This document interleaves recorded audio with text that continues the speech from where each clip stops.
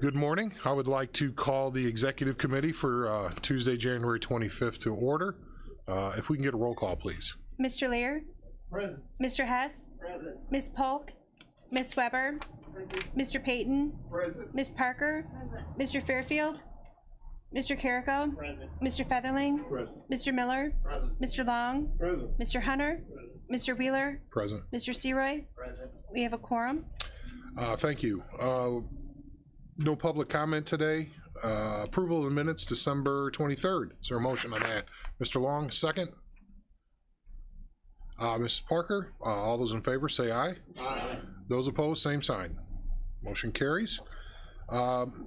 See if I can get a motion to amend the agenda and allow the county administrator to go next. She has an appointment. That would be Mr. Hunter with the motion. A second. Mr. Lear, all those in favor say aye. Aye. Those opposed, same sign. Thank you. Anita?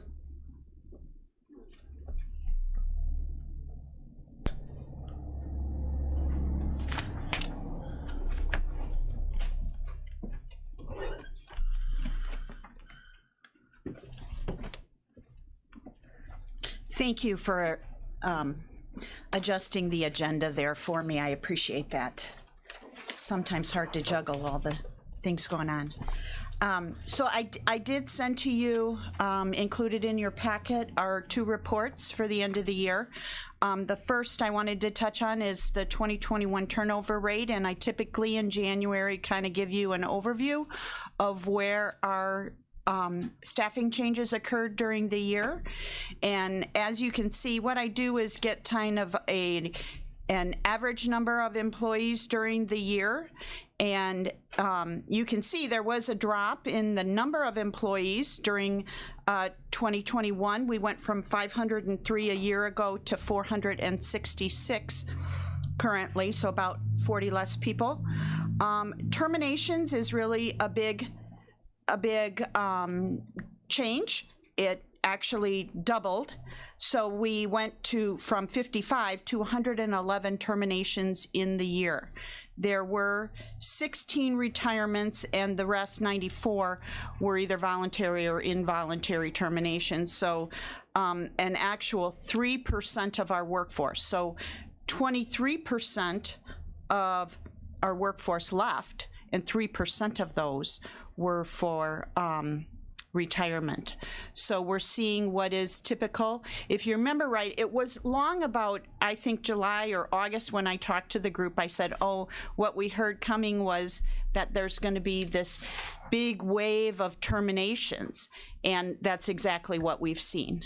It is interesting. I'm not sure how many, as I was going through them, maybe 4 to 6 I saw were leaving the state. So that too, not unusual, a trend we're seeing across Illinois. So we're seeing kind of, what we're seeing is that we are a typical employer in this day and age. So, and then by length of service, you know, really spread apart across, you know, once over 5 years, about 12%, 10 to 12%. All the over 20s obviously were our retirements. A couple of the 10 to 20 were retirements, a few of those. So what we see happening is that's the longer term, the longer tenured terminations are all the retirements.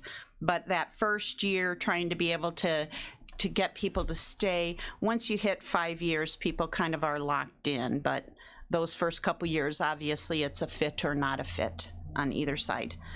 FMLA, now we went from 39 to 41 between 19 and 20, and 21 we had 50. Not really related to COVID. The only COVID that were FMLA would be if somebody actually had COVID, were out for over a week and had no paid time off. Those employees that had paid time off, we didn't utilize FMLA because they had time in their bank, and quite frankly, there's no way we would have ever. It was somewhat difficult as well to sometimes get a doctor to sign off on FMLA paperwork, so we really tried to limit that use. So we were at 50, so one a week almost. So it increases the amount, and then there's all that tracking and et cetera that goes with any federal mandate. So FMLA, a little more activity there. And work comp, you can see a big increase in work comp from 17 to 30 cases during the year. The good news is there were only 3 cases with light duty. So what that says is, although there was a work comp case, that employee was able to come right back to work. So a minor situation. So really, overall, I would say we're seeing more activity all around. The cases open as of January. Of those 36 are still open. And as you can see, 2 cases from 2020 are still open, 1 case from 2019. What that says is those are very serious cases, obviously, if they're over 12 months old. Questions? Okay. I did include the EEO4 report, and that is actually this big report. The summary page I did only because it's really difficult to look. I wanted you to have the report. Yes. Yes, Mr. Featherly. Clue me in on what page, because I keep trying to flip the page and it goes back to the agenda. So do you have a page number for that so I can skip to it, please? Well, Every time I go to turn it, it goes back to 0. Okay. Okay, I had it before. There it goes. All right. Sorry, I didn't mean to interrupt you. I was just trying to follow. we're good. Here we go. If you look at the report, it's a lot of dashes and a few subtotals, but not a lot. It's a little hard to get a picture of what it's telling us about the workforce. So that's why I did the summary page on top and kind of gave you some statistics. The top box on the page is the entire report. So it includes public health and it includes the Regional Office of Education. So since we don't really get involved in their hiring practices and it's not maybe county proper, I don't know how to say that, authority of this board, they have their own board, we tend to focus on those departments that report in here. So that's why I excluded them for that middle box or for that bottom box, so you could see right where we are and how we compare. And the other thing I wanted you to see then is I plugged in versus 2019. So how are we doing compared to 2 years ago? What changes are we seeing in our workforce there by race? So you can see those numbers there that we're doing a little better. Both Hispanic is up just a tad, Black employees 2%, 2 or more races up 1.5%, and then obviously the offset is white down by 2.5%. Yes, Mr. Hunter. I got a question. If indeed a charge of discrimination was filed, and let's say an employee from the Regional Office of Education, who would the respondent be? Counselor, who would the respondent be? Would it be county government?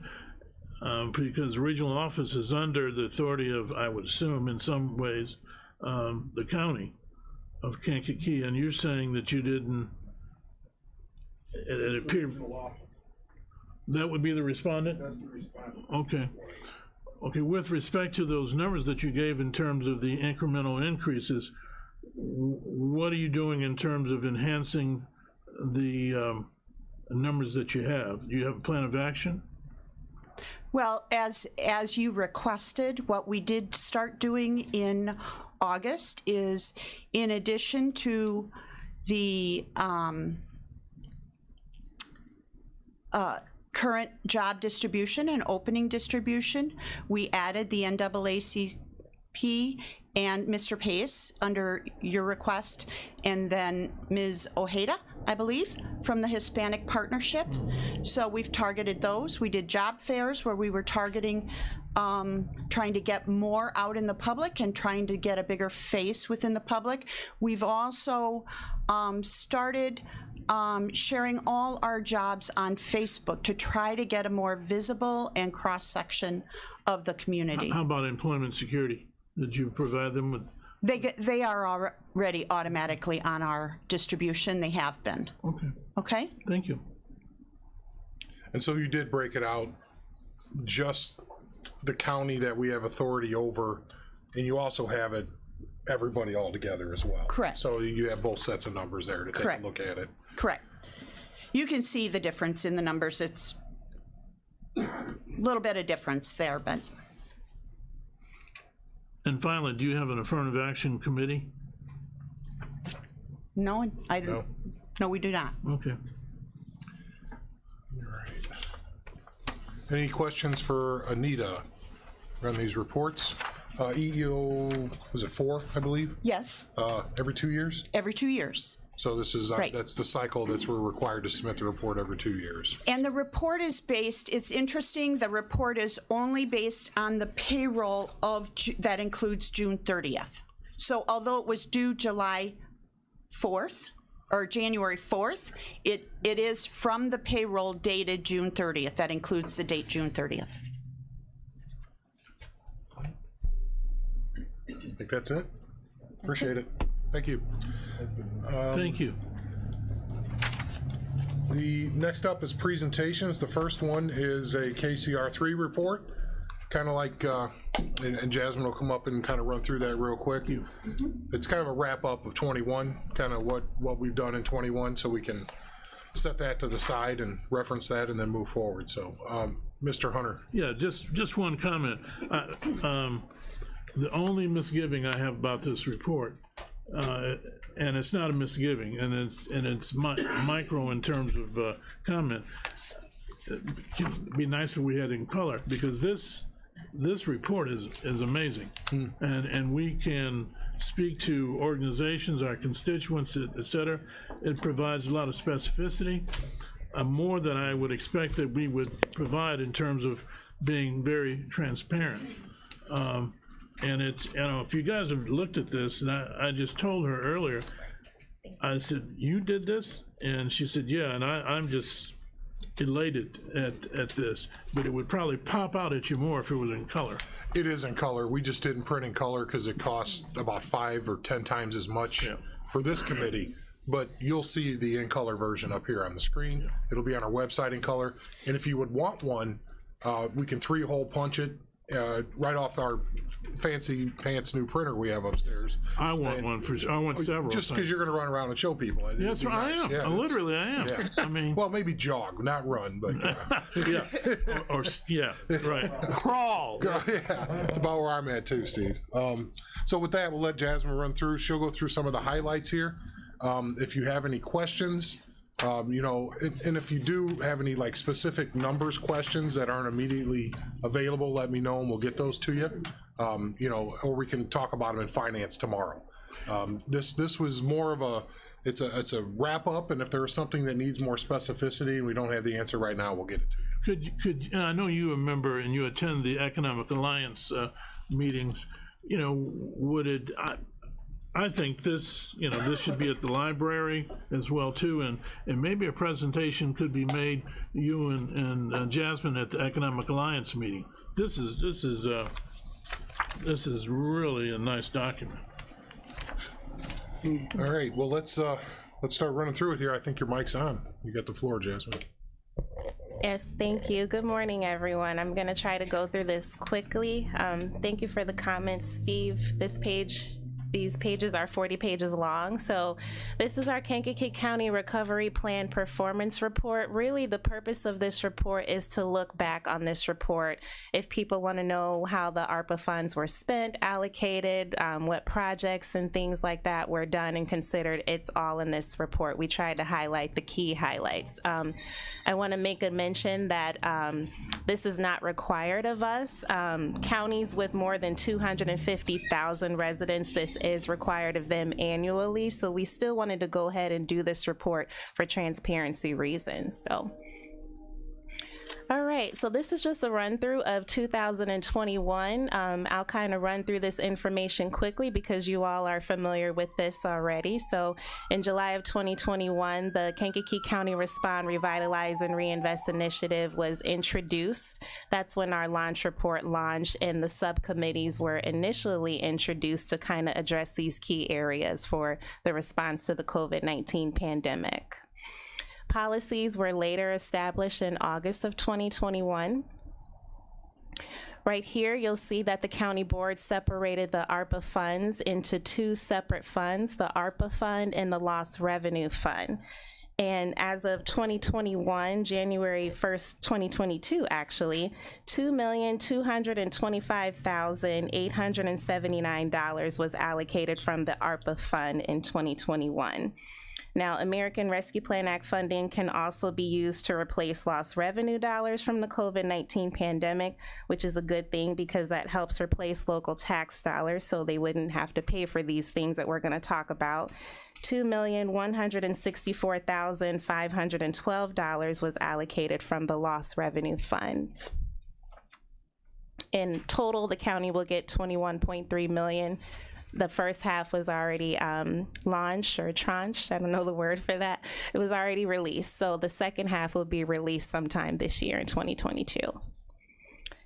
So in August of 2021, two CAP funds were also established. So you can see the different sections here. This was mainly to do this, really to get the funds quickly into some of the hands that needed them. And also to distribute the money fairly. So we talked about the match policy that the Kankakee County Board has, 50% match if your entity is located solely within a municipality. Now at the end of this page, I included a link, and this will be on the website as Chairman Wheeler mentioned. That master list shows the whole list of all of the allocations for every city and township in Illinois because they all received ARPA funding as well. So that's where you're gonna kind of get into that match policy. The use of funds, I won't spend too much time on that because we know what it can and cannot be used for, but just like all grant funding, there are some guidelines for this. The U.S. Department of Treasury released the final interim rule, which was released in December of 2021. So I included the new link there. You could click on that on our website. It's gonna take you to the final rule. This is more about the role of Kankakee County, the countywide inclusion. One of the things that the county board is very serious about is equitable outcomes. So we want to make sure that it's fair and distributed evenly throughout the county. Transparency just talks about other ways how we're getting this word out there. You'll see more of that in our community engagement plan towards the end of this report. So approve applicants. These next few pages talk about that. So in total, I feel like I'm leaning, sorry. In total, $4,390,392 was allocated as of January 1st, 2022. And that just talks about some of the applicants here. As you can see in these next few tables, they're separated by category. So non-covered governmental units include park districts, fire protection districts, who originally did not receive any funding following the COVID-19 pandemic. So the ones that we visited for this report for that year, they were very thankful to receive these funds, helping with things like PPE, payroll, expenses, things like that. Local businesses for the year of 2021, also very thankful. A lot of these reports that I looked at for bigger counties, they talked about the planning process. Well, the business owners who we spoke to for 2021 were very thankful to the Kankakee County Board because you actually distributed funds last year in the first year of the pandemic, which was not too common. So they were very thankful for that. So a total, here are the totals for the local businesses. A lot of them expressed that they were able to bring back some of their staff that they had to lay off during the pandemic, supplies and things of that nature. So our local businesses in the area for 2021. Again, you all will approve more allocations moving forward. This is just to wrap up 2021.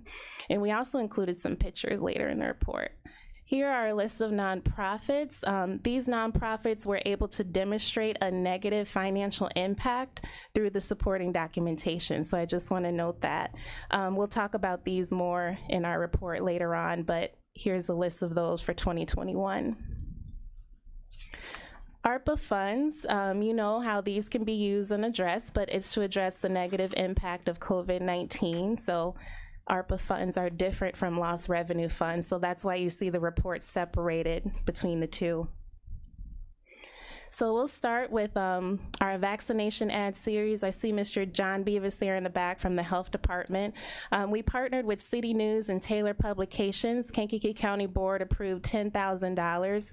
Here's a result of our vaccination advertisement series where we targeted communities of color who showed a lower impact or a lower data rather, who were not getting vaccinated. So we really wanted to target them. We used community leaders like Dr. Walters, Pastor Crawford here from Morning Star Missionary Baptist Church in Kankakee. Micah Thomas is a college student, so we tried to reach out to some young people. And here are the results of that. We started in October of 2021, and these numbers are reported from the Health Department. I just talked to John. He said they may have even increased since then. But as of December 2021, when we ended this vaccination series, these are the increased numbers that we saw as the end of that targeted campaign, which is very good news. So we talked about domestic violence increasing. We've heard State's Attorney Jim Rowe, our Sheriff Mike Downey talk about this, that the cases are increasing. So the Kankakee County Board decided to partner with Harbor House to help address this situation. $10,000 will go to them, and here are some of the numbers in 2021. You can see how those cases really have risen. Next, we have the Locksbox Initiative for Pledge for Life Partnership, So $10,000 was awarded to them to assist with locking up prescription drugs. We've heard pretty lately that overdoses are at an all-time high for 2021, 2020, so it's very significant that that we help to address this as well. So this was part of another allocation that the ARPA funds were actually helpful towards. This picture right here, I love. This is from a daycare center from the Garden of Prayer, Safe Haven Child Care Center in Aroma Park. This is another critical service that we heard, foster care, child care, critical services, youth shelters. So $10,000 was approved for the Garden of Prayer. They were very thankful. They also serve the countywide as well. Most of these organizations listed in this report are countywide. They serve countywide residents. Next, we have Option Center for Independent Living. They help those who live more independently. They talk about this program a lot, the Ramp Assistance Program. So before these funds were awarded through the ARPA funds, there was an unmet need for the unincorporated areas outside of Kankakee in the area that they serve. So they were really thankful for the $10,000 that the Kankakee County Board approved for this program, because now they're going to be targeting those in the unincorporated areas and helping them be more mobile. Please stop me if I'm going too fast. I'm trying to get through this. Yes, Steve? Yeah, I don't want to monopolize, but I assume there's an unmet need, as you just articulated.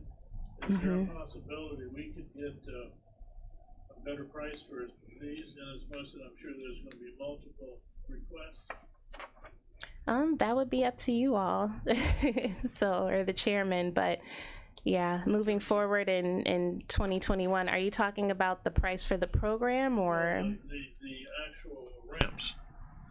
I know it'll for the go, ramps. Yeah, but what I'm saying, whoever the Unity entity that was requesting the money for this program, I'm just wondering in collaboration if we could get a better price for the ramps overall.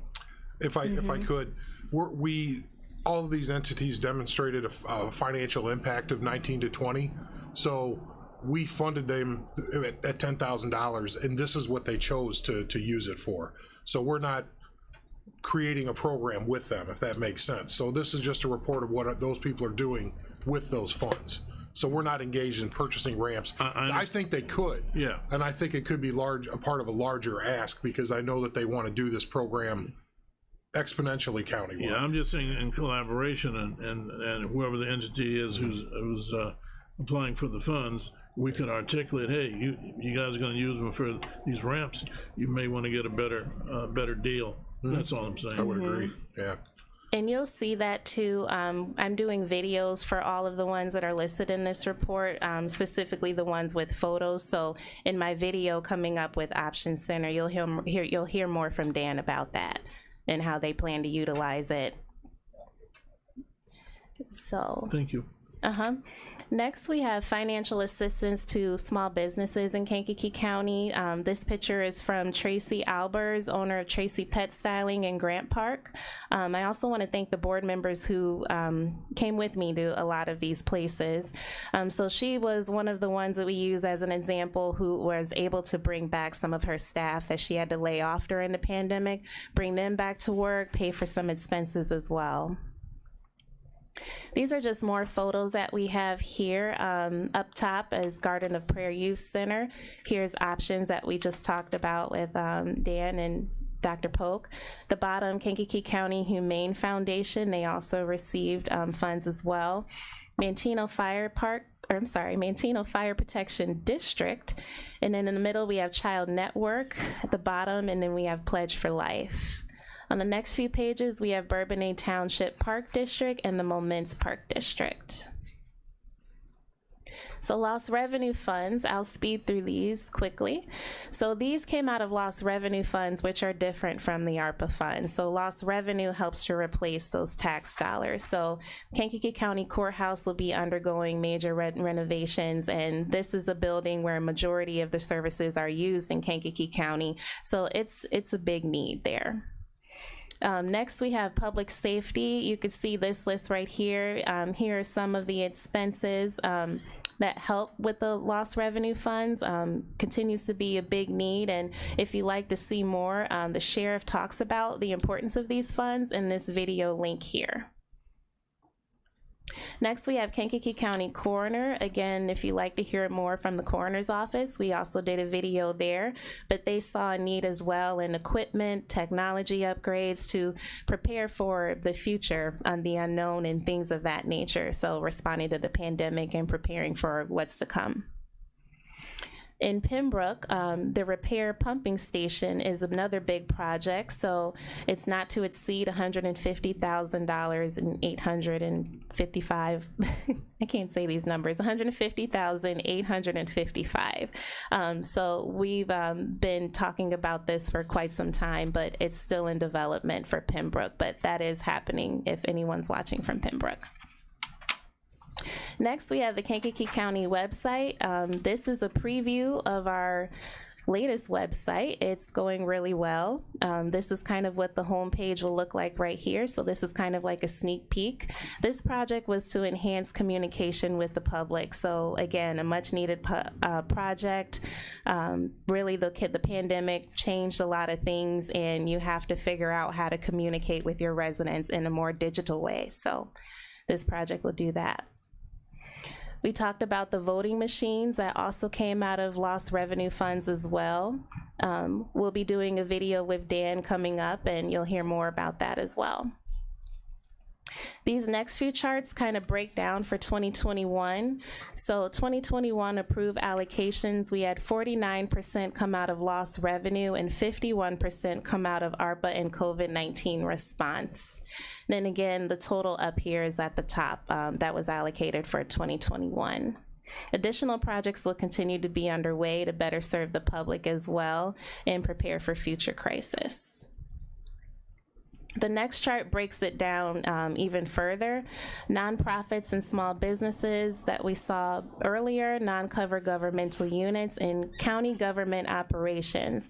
County government operations are those dollars that came out of lost revenue funds mostly, and it comes, it's really the things such as public safety, COVID-19, critical infrastructure, all of that makes up county government operations, if you have questions there. This is just our community engagement plan, and these are just more ways that we plan to reach out to the public this year. So the first year was kind of the ground steps, establishing a foundation. This year we'll be putting out a lot more. We'll be reaching a lot more people. We'll be attending more community outreach meetings, gathering more input. So that talks about all of that in the community engagement plan. And then just to wrap everything up, this report again reflects the year of 2021 for the Kankakee County American Rescue Plan Act funding and lost revenue funding. Future reports will be provided as allocations continue and the funds are appropriated. Funds must be allocated by 2024 and spent by 2026. Any questions? So you're, yeah, me again. Yes, Mr. Hunter. Yeah. Jasmine, so you'd be willing to, as I suggested with the Economic Alliance forum or meeting, you'd be willing to make a mini presentation at community-based organizations? Yes, I can sum this up in a couple of pages, if that's what you're asking for. But, you know, but and these will be provided, you know, online, et cetera. But it really looks a nice document. It pertains a lot of specificity, and I'm being redundant when I say it's transparent. I just kind of like it. Really. Thank you. You and Chairman done it. We have Good a, job. I was gonna say, we have a great team. It took the work of all of us, Yeah. so. And Kelly, of course. So any other questions? And by the way, the one reason to take a snapshot of 21 is those were all under the interim rules from Department of Treasury. The final rules have come out, and they are, in some cases, vastly different than the interim rules. They've made some shifts on how you can spend the money, and you can divide between the ARPA fund and the lost revenue fund. Some things that we think will benefit the overall distribution within the county here, and potentially make things easier for some municipalities too, who are trying to wrestle with how do we deal with this? You know, what can we spend this on? There's a lot of question out there still from municipal governments on what they can use this for. So the final rule is it's still gray, but it's a lot less gray than it used to be. And we didn't do anything wrong year two, or year one, that they're not gonna allow us to do year two. There's no clawback, if you will. Obviously, unless you did something that was egregious, and then there's always a clawback. But the way we've spent this money, you can rest assured that it was done in the right way. And then as we go forward, if we end up, you know, spending all of the money that's in the, or allocating all the money that's in these special $500,000 funds that to give to the businesses and not-for-profits, you can decide if you want to reallocate that or not and keep going. We're not done. I'm sure there's probably another variant that's going to come down the road. So the pace that we're operating in is allowing, I think, us to be able to adjust to future changes, but also deal with the present. And I don't know if you feel the same way, but that's kind of where I see is where we're at. So tomorrow, Steve's going to talk about some of these new changes, at least with the final rule as compared to the initial. Our fund allocations are going to change a little bit, but for the better. So the whole amount is the same, just so you know. 21.3 is not changing. Where you can divide that up is completely changed. So any other thoughts there? All right, thanks, Jasmine, appreciate it. Yep. And if you have a local community-based organization that wants to hear about year one, let us know. And you know, if it's a Rotary thing or a Kiwanis or whatever, you know, we'd be happy to talk about that. So the next up is Ben Wilson.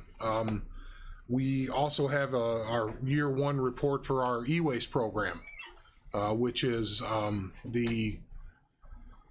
it's really a consortium of a lot of municipal governments and the Karma, the wastewater utility, on electronic waste recycling, along with Belson Scrap Steel Center. So Ben? Yeah. Thank you, Mr. Chairman. One request next time, can I not follow the $23 million with the funds? We have a really good program and I'm very excited about it, but sometimes it's hard to stand up against these things. So I guess at the pleasure of the committee, how far back in the Wayback Machine would you like to go? Do you want to talk a little bit about how kind of this came about? I have Dell with me if we want to really get into the history, or just want to talk about kind of the numbers. The first year report. Okay. All right. So, what you have in front of you is it's just a couple quick slides. This rollout was initiated with 13 member communities, and I guess I just want to talk a little bit about the program, if I may. This is a slide that you've all seen before. We've obviously updated the information with the updated IGAs, but we needed somewhere that was convenient and safe for our residents. We needed somebody who was capable to track, verify, weigh the e-waste. And that year-end report, and we can actually even jump to the next slide, I gave you a couple simple breakdowns, but I want to talk a little more in depth about the numbers. I will say the numbers are relatively new to us. We kind of have our year one inbound, and I think there's kind of a couple pieces to this. This is a program with our vendor contract that we initiated in February of 2021. As you all probably remember, in May of 2021, we had we kind of had a soft start, soft open, but we did our first kind of big press push in May as far as rolling the program out. And I would say in a partial year compared to our old numbers, things look pretty good. 140,000 pounds of waste, almost 1,600 individual transactions. And we kind of looked at this in three ways. We looked at this in what does the poundage or tonnage look like? So that's your pie chart on the left. We looked at what do the individual transactions look like? So how many units are we talking about? And then we even have since then at the staff level been able to further break down to kind of see what the waste stream looks like. And just kind of as maybe a simpler math piece, we have the pie broken up into county, non-county, municipality, and there's a little bit of further data refining we need to do at the staff level. But we did try, just for the board's edification, we tried to make sure everybody knows, like in Manteno's instance, in talking with Mayor Nugent on this project, they do an individual waste collection. If you live in the village of Manteno, they will still pick up your waste. But as a cost-saving measure, we wanted Belson's to be the single point of contact. So we have a breakdown between what the village has done in the clean green, and then what the residents have brought in from Manteno. So Manteno represents 17% of our tonnage stream, but it is broken into those couple categories. Same with the village of Bradley. This was a cost-saving initiative for kind of everybody going into this. We were allowed to reduce some waste. We were allowed to see some good numbers back, and I would say that this report to you, as well as our target marketing campaign that's rolling out now, you'll see the billboard in the bottom right. You'll start to hear some radio ads coming out about e-waste. We're only going to see some growth on these numbers, but I would say for a partial year, and a great partner in Belson Scrap Steel Center, we've been able to satisfy all the requirements of the Consumer Electronics Recycling Act in collecting this residential e-waste, while still offering a program that we believe is easy to use for our residents, and it's abundantly clear by those numbers that people are using it, and we just believe that this will grow to more and more. We have been successful in receiving a contract with Dynamic again, who's our current waste hauler. So waste goes to Belson's, is sorted and weighed, and then gets collected by our waste hauler on our SARA program. This is a year one look back on a 2-year program, and depending on how far the chairman would like to discuss this, our goal is to use these numbers to make sure that people are getting value out of this. So when we go back to this board and say, okay, we want to re-up on a contract, you'll be able to see exactly what the numbers look like and see whether or not your constituency is receiving value from this. And we want to offer that to all of our partners. So we really kind of want to take a deep dive into this with the numbers.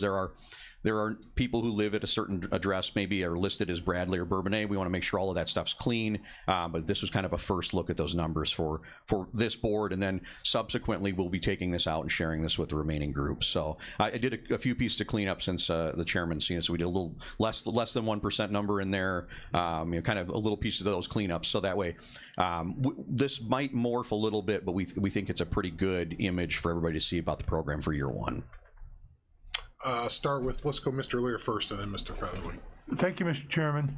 Would you explain the difference between Bradley Residence and Bradley Village? So under the Karma program, the city of Kankakee and the village of Bradley had e-waste drop-off sites. The resident versus the village is, so the village component is their drop-off site, and that is monitored by the village of Bradley, is a secured site now. And so that you can see the majority of their waste stream is coming from that drop-off location. Not as many of their residents are going directly to Belson's. I guess from a program perspective, ideally we would like to see everybody go to Belson's, but this is where our individual partners have a little bit of liberty in that program. But it's dropping off at Belson's as part of an individual customer makes the most sense for our program, where nobody's showing up with 100 TVs. You bring one or two, you bring your printer, your fax, things like that, and then that's part of their existing waste stream, and it makes sense. If there is a large load, it has to be scheduled, and while we can accommodate it, we think that individual user drop-off is a good model for our program. Any other, Mr. Featherling, sorry. Yeah. Mr. Wilson, has there been any drops in TVs and things laying out? Township supervisors aren't picking them up off the side of the road anymore and along the river and in the parks and stuff like that. Has there been anybody mentioning anything about drops and that stuff? Because I know a couple of supervisors that have had quite a problem with people just throwing them off in the corners and in the fields and stuff. Have you talked to any of them? I haven't had any direct reports on items like that. I mean, I've seen some dumping, just kind of in my travels through the county. But yeah, this is to alleviate that. We hope as the program rolls out, becomes more popular, people get better reminded of it with that kind of regular seeing the billboard, hearing the radio ad, that they'll hopefully do the right thing. But yeah, this is where our partners in the township road commissions that have this waste, our partners in the villages, can really need to kind of work with us to see what the best way to get that waste stream handled is. Okay, and then another quick one for you, Ben. You got Manteno residents and Manteno Village. Is that Manteno Township altogether? That is just, well, it's possible you could have a Manteno address. Again, when we poured through these individual transactions, I haven't done a query in the GIS to show exact corporate boundaries, so it's possible there could be some township residents there as we kind of query those out. But yeah, this is these are Manteno addresses, and then the Manteno, because in our system, in the inbound, it just Village of Manteno is when Public Works calls Belson's and says, hey, we've got a truckload, and then the residents are those Manteno addresses. Okay, the reason that Manteno's pie is bigger and Bradley's pie is bigger because the villages have a collection place, or they go out and get them, because it seems like Kankakee is only, I can't read it from here, it looks like 15%. How come they're only 15% and everybody else is higher? I mean, it could be the way the program's set up. Kankakee's dropped off. That's interesting. I would agree in that they were a Karma community. But yeah, Kankakee, Bradley, and Manteno previously all had sites, so it makes sense that they make up the majority of our pie. But I can't speak to why Kankakee doesn't have but a Kankakee resident conceivably could have dropped off at the Bradley location too. So there's always that, and I get, this is where, as we talk about getting partners into the system, we want to make sure that people who are paying for this service are receiving benefit on behalf of their residents, and that's where those secure sites are more valuable. That's where that drop off at Belson's is more valuable, because then we can make the program better. We can have more money to market it. We can get it out to more people, and conceivably we can get the waste in the appropriate waste stream and out of the ditches or out of people's basements just sitting around forever. Yeah. Okay. Thank you. And when I met with the mayors about this, I asked them to see if they can get township feedback, because that's really a question I have too. Yeah. Do you see anything, a reduction in the amount of ditch waste, if you will? Well, I know it's quite a problem in Rockville, but a lot of those people come from Manteno and dump their TVs out in Rockville. So you know how those guys are. Yeah. They're dropping bombs. Mr. Seroy, get us away from that conversation, please. Thank you, Mr. Chairman. Mr. Wilson, I'm impressed with the poundage collected in this first year of this program. 141,000 pounds of electric waste is a lot of TVs, a lot of computers. Those things don't weigh that much. So being able to collect that much in an infancy program, I think this program is only going to blossom from here. So I kudos to you in this program and getting it up and running and being kind of the tip of the spear, so to speak. But I wouldn't have guessed that we would collect 141,000 pounds already. So thank you. And I think there's so much room for growth here. Yeah. Just anecdotally for this committee, 4 in 5 transactions are televisions. So I mean, these are big platform items. They make up about 55 or 60% of the tonnage, but from a volume on the actual transactions, most of this is TVs. So these are the most noticeable items that we're getting out of the waste stream. I guess as just a small PSA, set-top boxes, keyboards, mice, don't throw them in the trash. They're not supposed to go in the trash. It's illegal to place them in the trash, but they fit so conveniently in trash bags that I think sometimes that's an easier solution. So, but we're trying to get this information out to people to let them know that this is a really easy opportunity to drop it off, and that will bump that waste stream even further. Yep. We good? Thanks, Ben. Appreciate it. So we're going to meet again with the partners of this group. I want to say August, September, to make sure we're all on board to continue this, because the 2-year program is up, then the options kick in. We can analyze what year 2 looks like. If we're going to see the amount of waste that we think the increases we're going to see. Hey, Ben, I'm sorry, I should ask you this. Were we about half of what they collected in 2019? And so we had about 8 months of being online, I would imagine, full on. So I think it's pretty good. So you can kind of extrapolate that out, what they were doing in 2019 and before. Also keep in mind that grant was lost, and that the wastewater utility was not going to continue to do this and pay for it, because that's not their job. Their job was to run a wastewater utility and not a recycling program. So I think we figured something out to where the county all kind of got together with most municipalities and said, we can do this and reduce the cost for everybody, and it's a benefit to us. So when it works, it works. Yeah. Mr. Hunter. Yeah, what about the road conditions? Road conditions? Yeah, out there. There was a problem about ownership and who was going to repair it. I don't. Oh yeah. I think the site, the Belson site is their site, I believe. So, yeah, that's what it is. But the conditions are. I remember this matter coming up here at this body because the conditions out there were horrendous. I think that, but I think I don't want to say the employer, the business, they maintain the road. I don't believe it's a village road. I could be wrong, but I believe that's where that ended up. So, but we've had a lot of positive feedback about that site, and the people that are going there, and the comments are going back to the villages.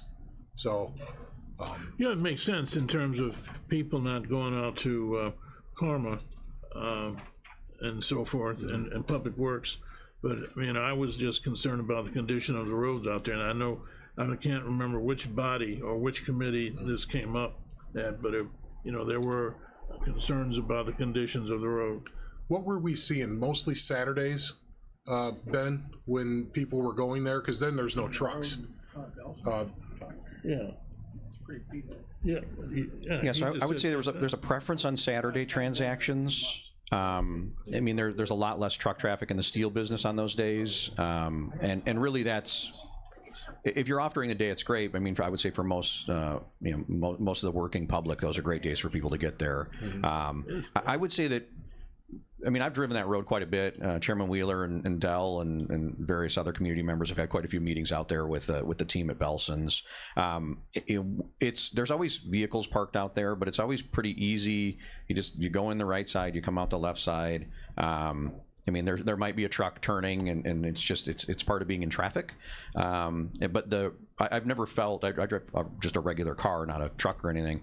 I've never felt that the road condition was bad for getting in and out. I mean, yes, there are potholes in the road, and Well, Chris welcome said to the same- Illinois, but Chris said the same thing I just said. Well, whatever. I don't know, maybe, you know, tank or something, but there are problems. I think they throw some gravel out there. Is there any other thoughts about the program? We'll be able to decide whether it's worth our investment for going forward. I think it's working. I think by the tonnage, by the usage, by the comments, the feedback we're getting from the residents, it's, at least for the time being, this is a program the county wants and needs, to be honest. So I would love to hear what the townships say, so maybe we'll do a focused reach out to those folks at some point, maybe with our new communications tool that we have working on the new website. We can do things like that. Okay, well, moving on then. Thanks again, Ben and Dell. Those were the two that did the heavy lifting on the setup part of this, and then we appreciate it. Under legislative, Mr. Lear, did you have anything for us today? Yes, I have some items. The UCCI had a meeting on Monday that was Zoom. I also had some information that the chairman shared that I would give you. Some key dates in terms of the General Assembly. On February 2nd, the Governor's State of the State budget address is scheduled. They're technically scheduled to adjourn April 8th, but that's likely to be delayed according to information at UCCI. So things are kind of slow. They're keeping in-person sessions very limited, and so we'll have to see how things go along. In terms of actual actions that have taken place, the governor did continued to make significant use of executive orders, extending several of them to February 5th, 2022. In particular, one that the public is probably aware of is Executive Order 2022-03, which requires school districts to take some specific measures to ensure the safety of students in schools. Also, the governor did sign a criminal justice bill, H.Bill 3512, that made some small changes in terms of the previous criminal reform bill. Obviously, there's still a lot of discussion and controversy over whether that additional trailer action needs to be taken place. We know our own state representative, Jackie Haas, is co-sponsoring a bill that would actually act to do some additional things in terms of that criminal justice reform bill that passed.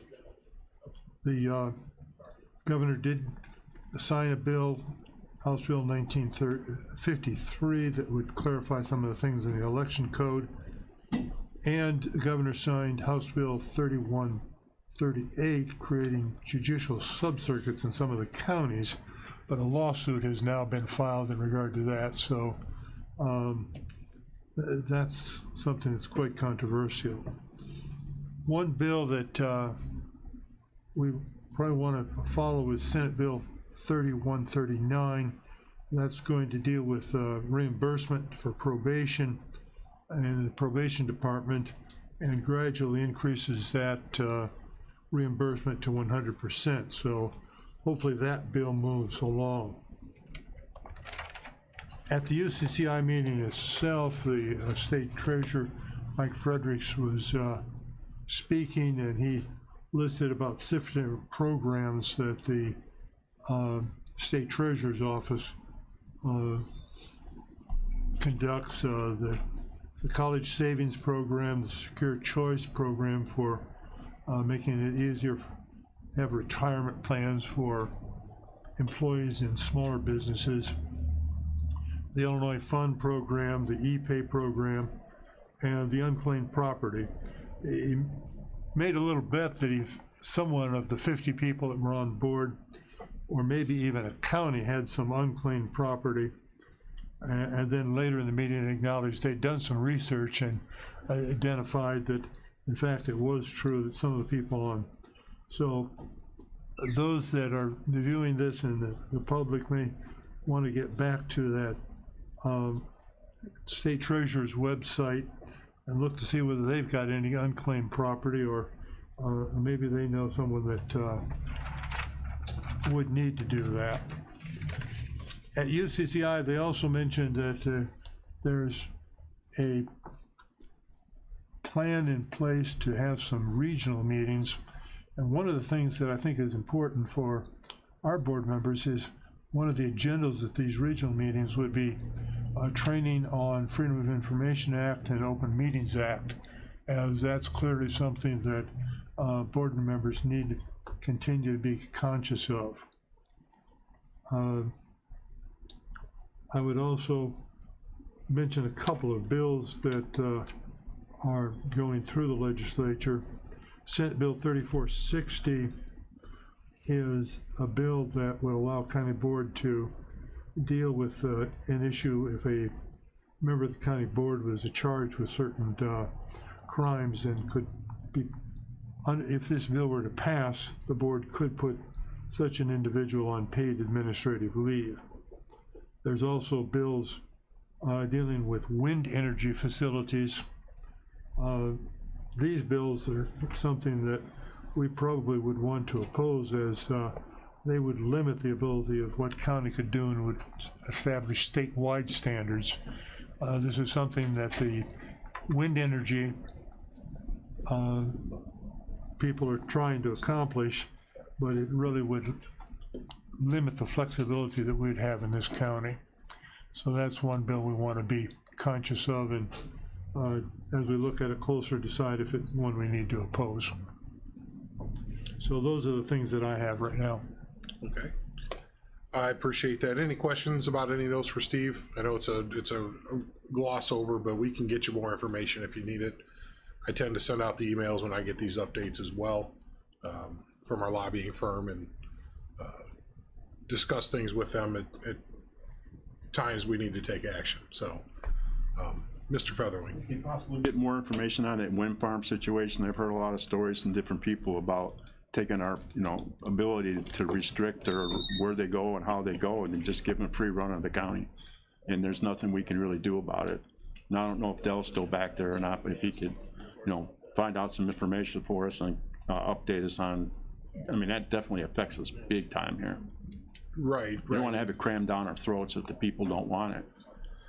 Yeah, that was tried last legislative session too, and it died in committee. Yeah. And so this, I don't know if it's the same bill that they're trying to bring out of committee.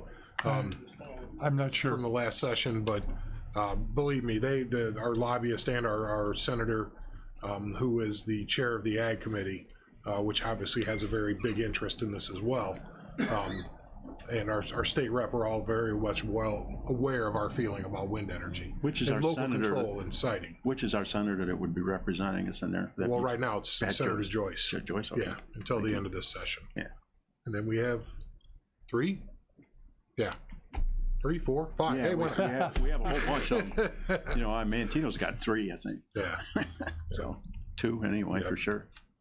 All right. Well, thanks, Steve, for that. I appreciate it. Thanks, Steve. More to come. Things are kind of picking up steam a little bit, and there's some other things that are, well, a lot of things that are concerning that are happening down there these days.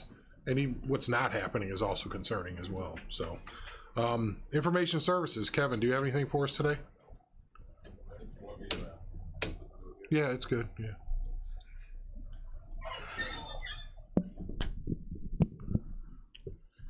Okay, I'll just give you an update on some of the projects we're working on. It's the new year, we're back to doing our normal process and no more duties. Some of the items we're working on is we're busy replacing network switches as they're needed, either through repair or age. I have a overall goal for this year is I hope to, in this building, replace all of the network switches. It's money, these switches are a little costly, but they were paid for by ARPA last year.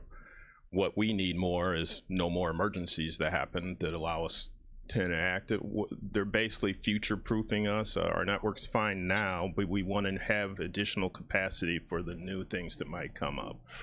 As you can guess, during the pandemic, or whatever you want to call it, we've had people at times more VPN and that stuff. Well, that puts a heavier load than you would have normally had from a different avenue. I want to have newer devices. We have good devices. We want the newer devices, and then you can count on the next 7 or 8 years not having to worry about them. But we are fine now, but that's my personal project for our department to do for this year. As far as the copiers that you guys approved, I believe mid last year, well, those were implemented. Last week, 17 copiers, I believe, were delivered in the course of a week. While the vendor delivers those to the various locations and the various departments, we're the ones that actually have to implement it. So it's not, they're not like copiers in the office. They're used by every department's and department's vendors software. So they require full administrator access on the network, which is the highest security you have to have. So we have to implement those to put them in place. You never really want to have a vendor do it, because that means people you didn't hire has access to your network. You never want that to happen. We don't allow for that to happen. That's been a heavy load on Jason, but those are all implemented and going. We thank you, because the copiers you bought are way better than what used to be, and they're the same ones that you did the year before. And they, as far as our point of view from technology, just they're a godsend for us. You call the vendor to service them when the copier part breaks, but for networking and depending on that, these copiers that you've been buying have been fantastic as far as the part that we go by. That's just my personal feeling, thanking you guys for approving things like that. We appreciate it.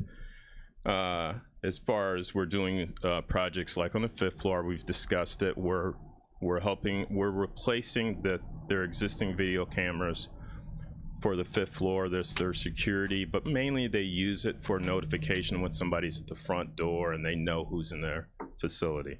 In this building, if they're internal security cameras, we tend to do it. If it's anything that touches the outside, they tend to bring in the vendor and they deal with it. Besides making sure you stick to your line of what you're doing, I don't want Jason 100 feet in the air on the thing. That's not what he does. I need him to be able to do that. So we kind of work together. I'm working with Wes. Wes is dealing with a vendor to put that on. They're expanding. As you know, some of the minutes you guys expanded that. That should go pretty successful, but that'll be a joint venture to work together. We're working on the 5th floor. It's an extensive project. There may only be a certain amount of cameras, but it's a completely different technology than what we put in like 10 years ago. So I'm having Jason do that in between normal jobs so we don't wear him out on those things. Also, it's a new year, so we've got the departments now doing the things that they normally do. We've got departments moving staff members from this location to that location, or from this desk to that desk. Well, it seems like you just move them. No, that means all of their technology gets moved. So you may think that's a 5-minute move for that. No, that may be a 45-minute do per person to do, and you have to pull somebody out to go do that. It's part of the job, but we're saying that it's things like that. Well, we'll go fix the computer. Well, that's 45 minutes an hour. You got 500 employees. You've got to manage that to have the ability for that to work.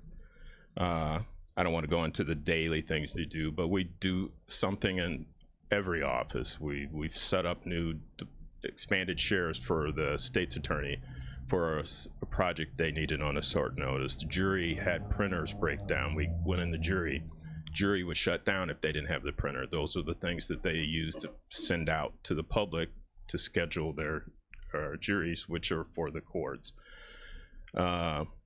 We're going to work on the planning department for some projects they're working on to expand some possibilities in their highway department. They use big plotters. They had one that went out. They had to go and put a new one in. We go over implement that in the network. So we're in every building, including the sheriff's building, because we deal with the coroner's office. We don't deal with the sheriff's department. As far as judicial, I mentioned a couple meetings ago that we're working with the judicial office. We're still working on that. I'm working with Lori Wolf, who represents the chief judge, is getting the request together for their grant proposal to update technology. Not networking, although some of the things we're going to do in networking, but audio visual systems and things like that. They are applying for to expand Wi-Fi, because we want to expand the Wi-Fi on their network. We've expanded it several times, but specifically I'm suggesting that they put Wi-Fi units specifically inside of each courtroom, so whether they have guests or something there, they can get full bandwidth.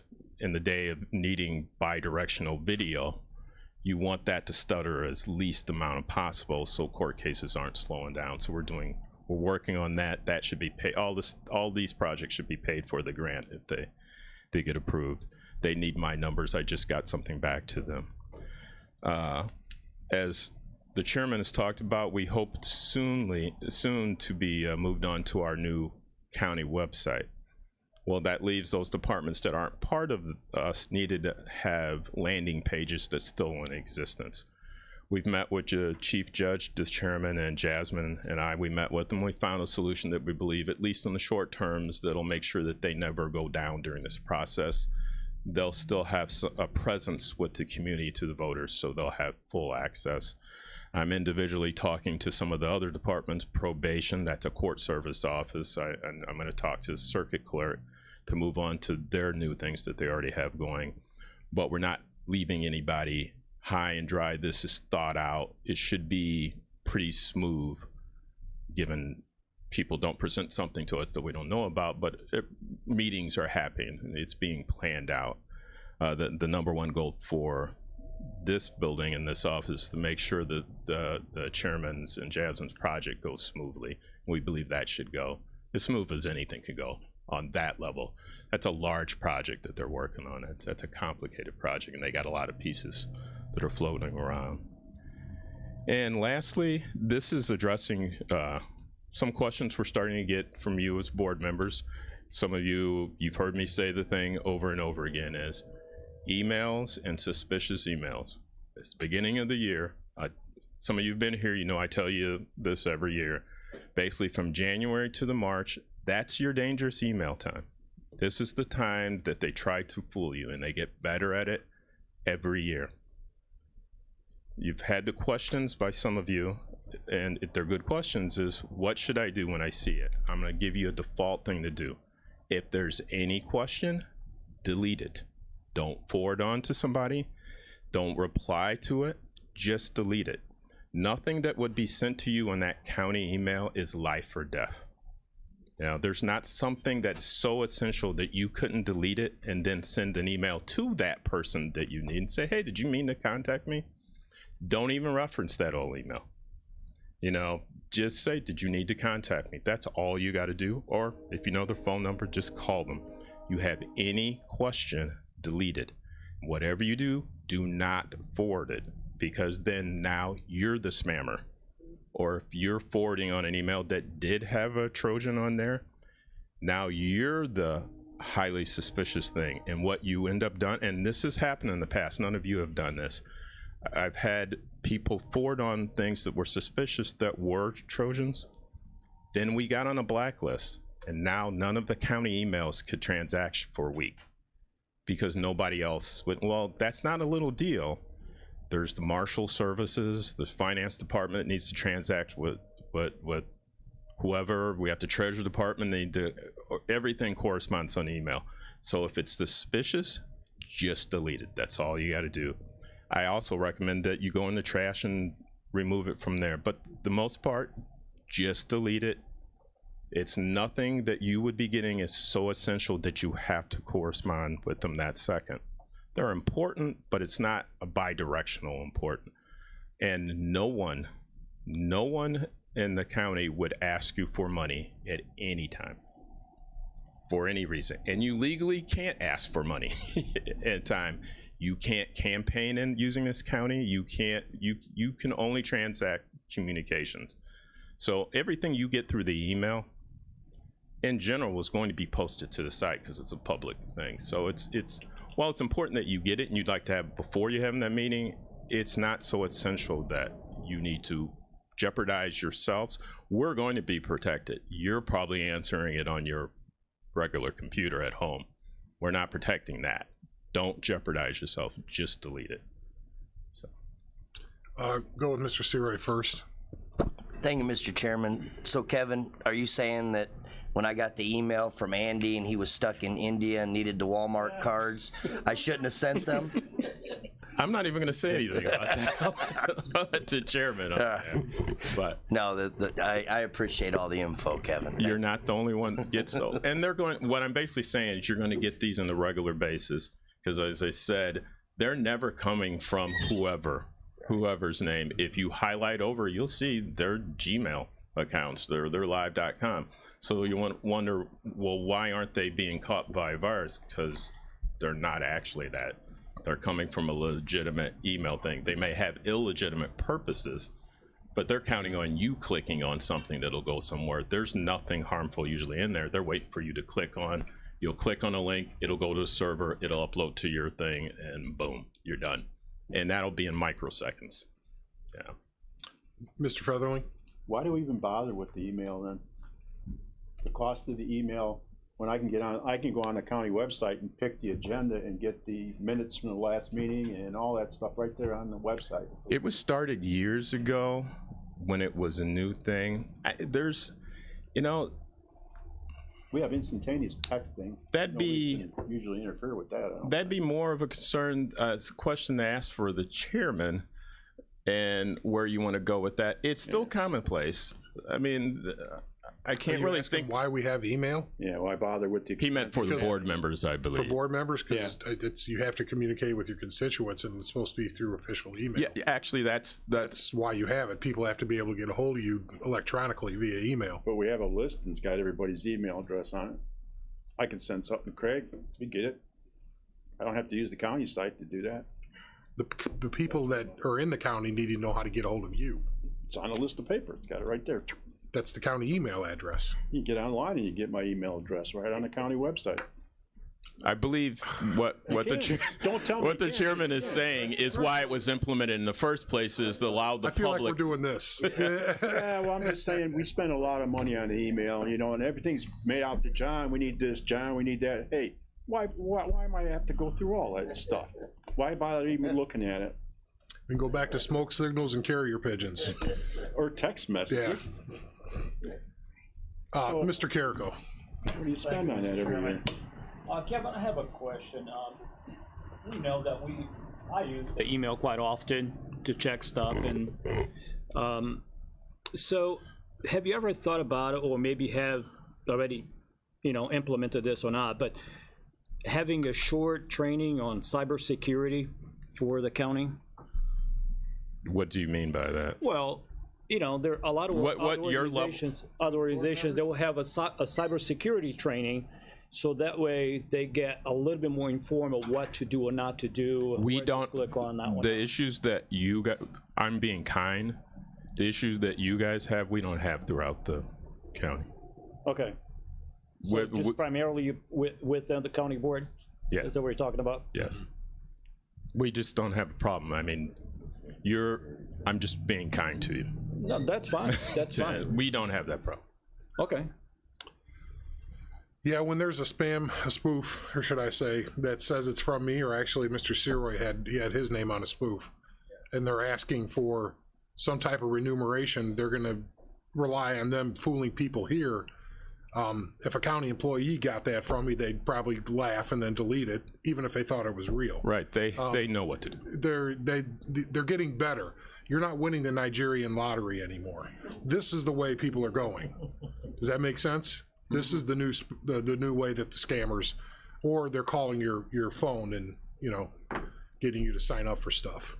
So this is purely for board members, people throughout the country. Doesn't mean that we won't get hit, but we have elaborate programs. We talk to people on a one-on-one basis. We don't have the problems that we're having here. I'm being polite to say, inform you because you're not here in the office how to deal with that, so we don't have that issue. Again, not saying we're not going to get hit, because the second you say that is when you get hit, but we have elaborate programs in place. Do we just don't address discuss this it. on, at our new employee orientation, Kevin? Do you know? I'm that sorry. The best practices for internet usage? Pretty sure it's part of a new employee orientation packet. I'm pretty sure it is. I know I believe it was put into the policy, and we have one-on-one discussions with department heads and individuals. Yeah. We know they know it because we've told them. So it's ours. While we're large, we're not so large that we don't have a daily interaction with the employees. Again, something new could come up. But again, the problems that we're addressing right now, they're, as Andy said, don't happen internally. They know not to do. We're talking about more obvious items. Right. Thank you. Any other questions for Kevin? All right. Moving on, Mr. Beavis, Health Department. His opioid program. Cybersecurity. Oh boy, opioid. Short course.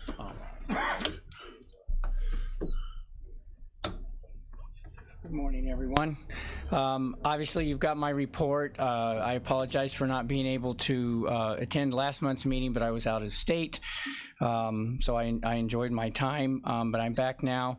I'll just go through a couple of brief, quick updates. Obviously, we are still experiencing a high number of new cases every day. However, we are beginning to see, I think, the backside of the curve. So I think we are on the downside here locally in our community.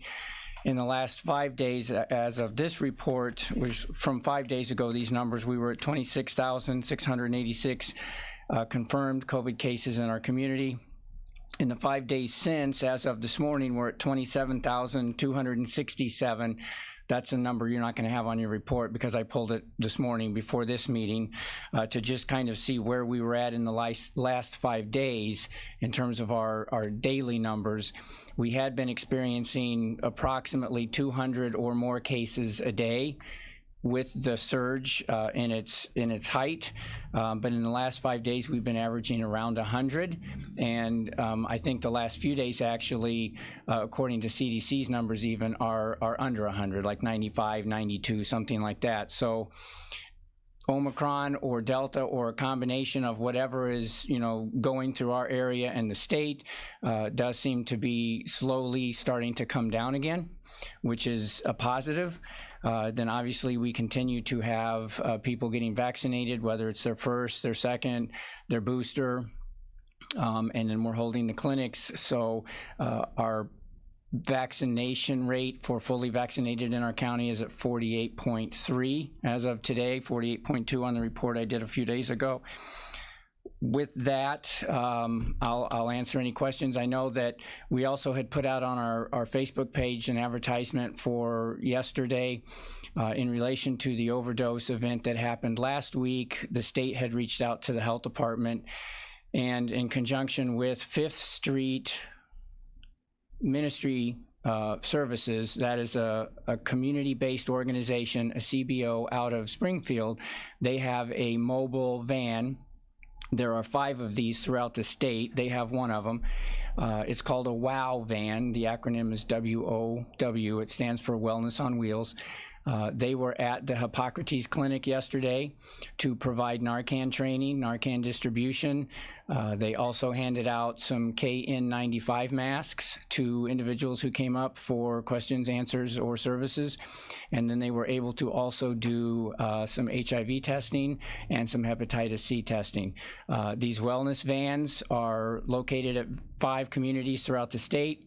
You can request their services and they can do almost anything. So it can be COVID related, it can be health department programs related, they can do all kinds of education and training. You basically just talk to them, let them know what you may want or have a need in your community, and they'll send somebody up here. And the neat thing about this is that they're able to come after hours and on weekends with their staff and their equipment, and so that helps get to the streets where sometimes, most of the time, the health department or many of our other services are unable to do, because most of our services are at the brick and mortar, so to speak. You have to come to the health department to get most of our services. This type of service is available if the community asks for it, and they can go to where the need is. And obviously with the number of overdoses that we saw last week and the 3 deaths, unfortunately, we know that we have, obviously through Mr. Gessner and the coroner and the health department has a grant that helps provide this education and training also for the Narcan kits. But extra help from the state or anybody is not going to be turned down, I assure you that. So that happened yesterday. I felt that was very successful. We have a couple of organizations that have reached out to us asking if maybe we could get the van back to maybe sit outside their facility to help increase awareness within the community and hopefully save more lives. So with that, I'll open it up for any questions. Mr. Carrico first. Thank you, Mr. Chairman. Mr. Rivas, I have a question here. I don't have a middle name, but let's say, for instance, if I had a middle name and I come in and I, do the vaccination and I use my name without the middle name, and the next time I go for the second dose or another one, or use a middle name in the middle of the whole situation, does this affect the positivity rate or the vaccination rate at all? I think the answer to that is going to be yes. We have received concerns throughout the vaccination process for an individual such as what you just described. I think she's left here, but I think she was a situation she a couple of months ago brought up the same thing. If you come in and you list your name as, Tony Carrico, and then the second time it's Antonio Carrico, you may be in the state's database system as having 2 first shots instead of, a series of shots.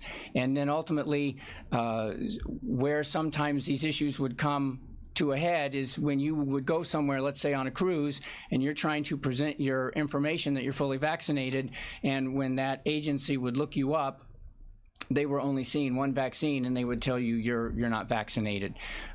That's an issue that we then make aware to the state, and ultimately that's something that tries to get corrected in there. Good, thank you. One more question, Mr. Chairman. When it comes to the positivity rate here, do you have a number of breakthrough cases and that too? Is that included, or is that only for unvaccinated individuals? We don't have that number at hand. It would be something that we would have to reach out to state to see if that's something that they are keeping track of that would let us know what we may be experiencing here. The last couple of months, right before the surge happened, I know that one of my CD nurses was trying to sort of keep track of that roughly in-house by, just tallying our own numbers as they came through. However, with this new centralization that the state just took over with the contact tracing, it puts all the contact tracing originally through them, filters that back down to the health department on the backside, and we lose all control of that hands-on with our numbers. So we have to go with what they're showing us. Okay, thank you. Mr. Featherling. That was kind of somewhat of my question, but on the deaths that you're seeing today, how many would you say are vaccinated? Is there unvaccinated more, or vaccinated the same, or pre-existing conditions, or how are we doing on vaccinations too? I noticed that we're up in every category. The deaths are up. I know that the state and the general science is demonstrating that predominantly more individuals are seriously sick in the hospitals that are unvaccinated or not fully vaccinated, and that a number of the deaths have been unvaccinated individuals. I think, if I'm mistaken, then I apologize, but I thought that I heard that the coroner is trying to keep track of that now with the 2022 numbers. So he is recording that as to whether they were vaccinated or not. When the information comes through to the health department, it's only recorded as a death. We're not really getting a number of the comorbidities that were associated with that, their age, we get the age and the individual.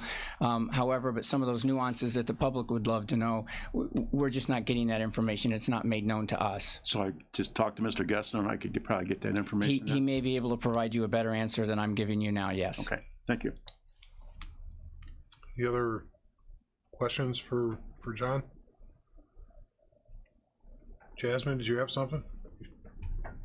Yes, just a comment. I don't know if you all have seen in the news lately, but there's been a lot of testing sites that are kind of sketchy. So I just want to tell the board members, John, I appreciate that you put this in here, the federal supported vaccination sites.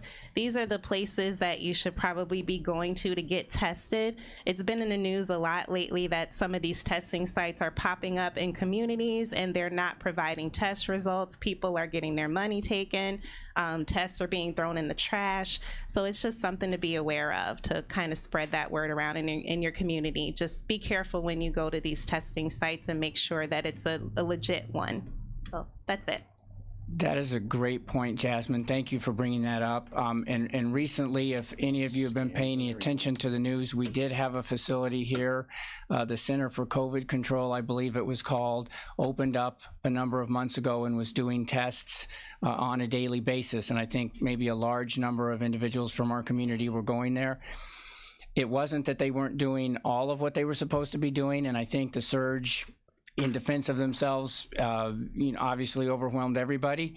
However, there were many, many complaints in regards to tests that were wrong, or 2 tests that were done and one was negative and one was positive. They are now closed and under investigation, apparently, and may or may not reopen. And as far as I'm concerned, that doesn't matter, but it impacts our community as a location for individuals to be able to go to. But I know last week the governor, and I would echo the same thing, is ultimately, please look at where we recommend you go first. These federal sites are definitely the ones that are approved and being monitored, and filter that information to the state so that we can get these numbers as to what our cases are, what our positivity rate.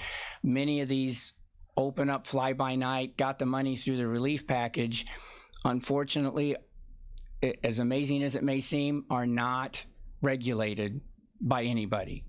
Not the health department. We have no control. We were getting complaints about these facilities before they even came to town, but we couldn't do anything about it to stop it, because technically a crime has not been committed until they do it. So they were allowed to open up, they were operating, they seemed to be doing okay, and then they weren't. So finally enough eyes got turned on them, and they had over 300 facilities throughout the United States, not just Kankakee and not just Illinois.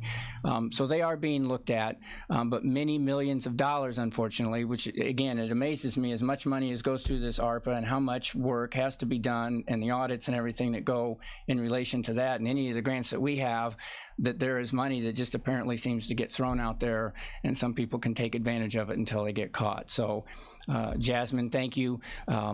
We realize that testing is an issue in our area. We are working with the state to try to come up with other avenues that we can do this, because as long as the unvaccinated are out there and are going to be required to be tested through their employers, there's going to be a need.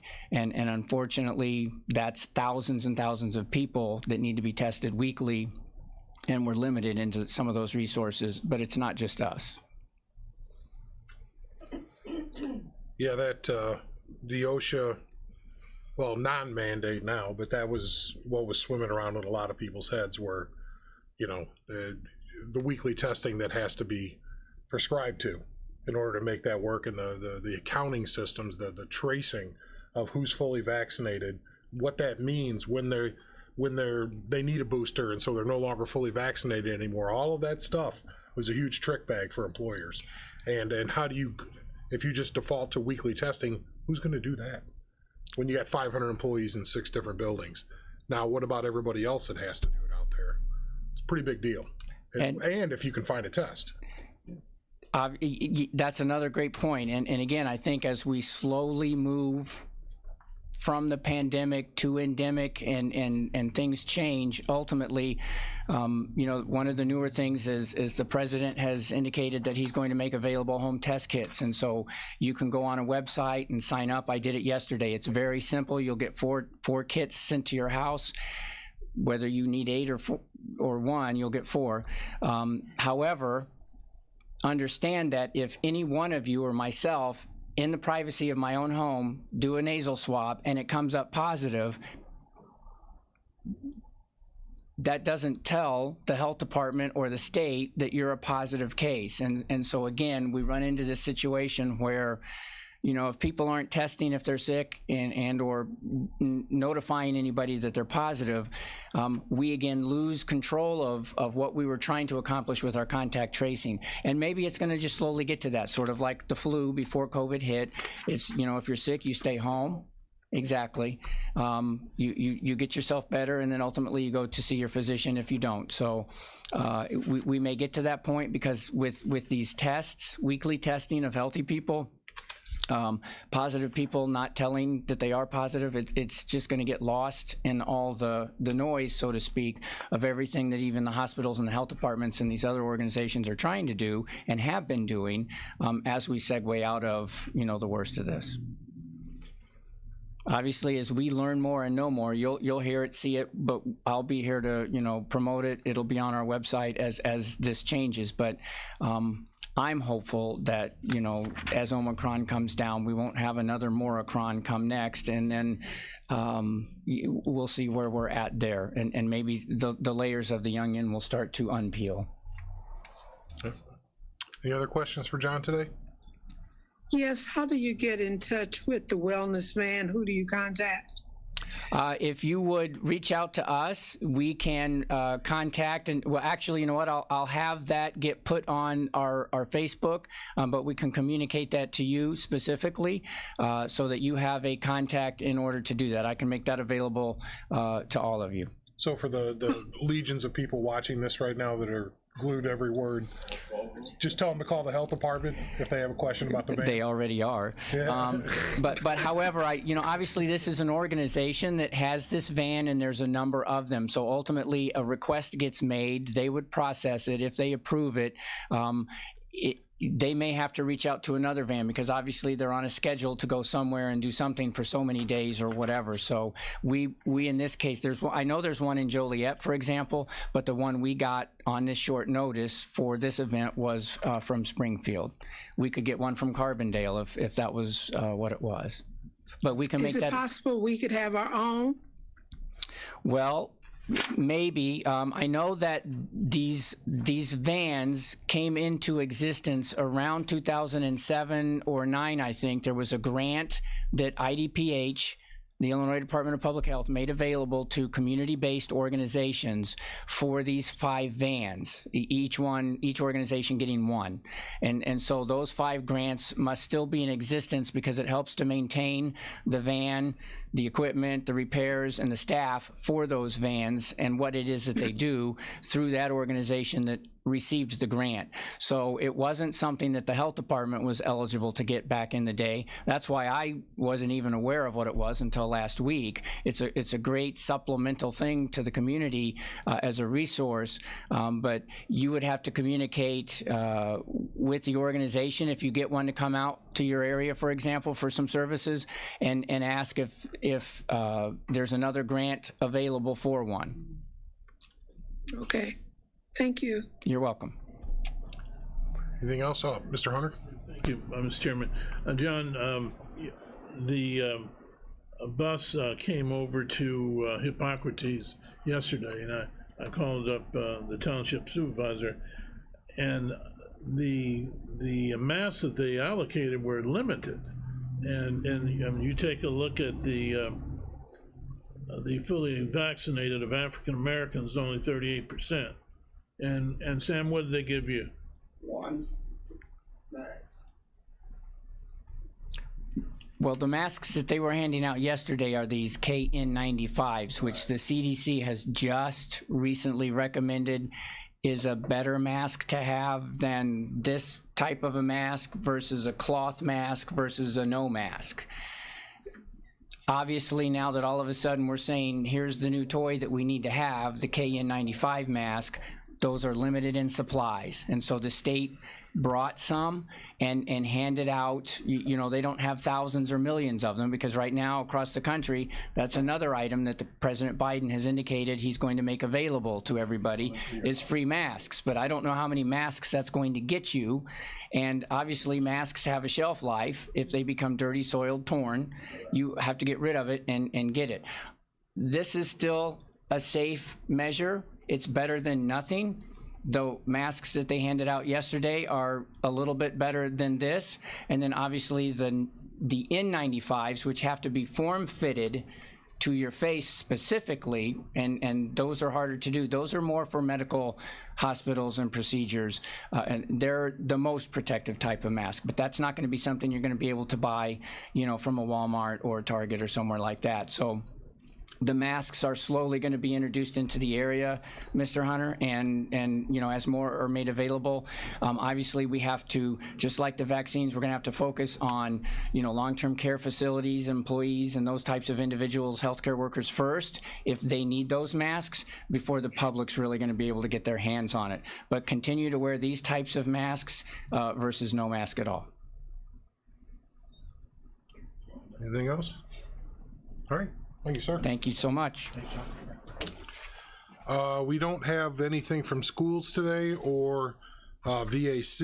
We don't have a report this month.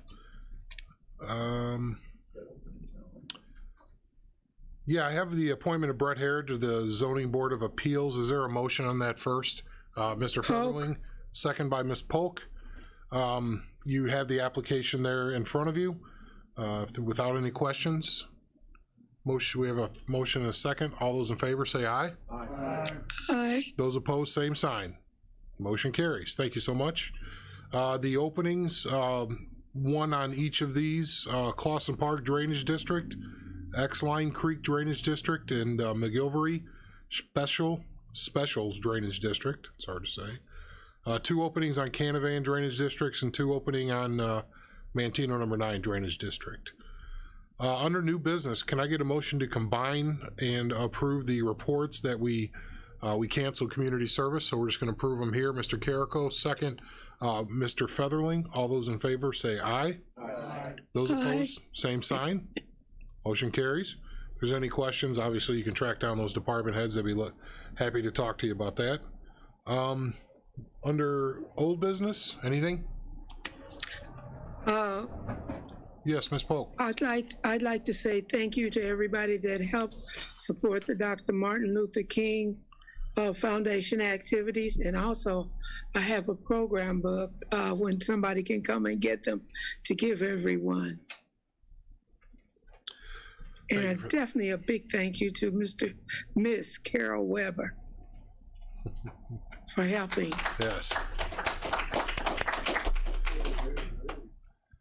And any other old business, new business, adjournment business?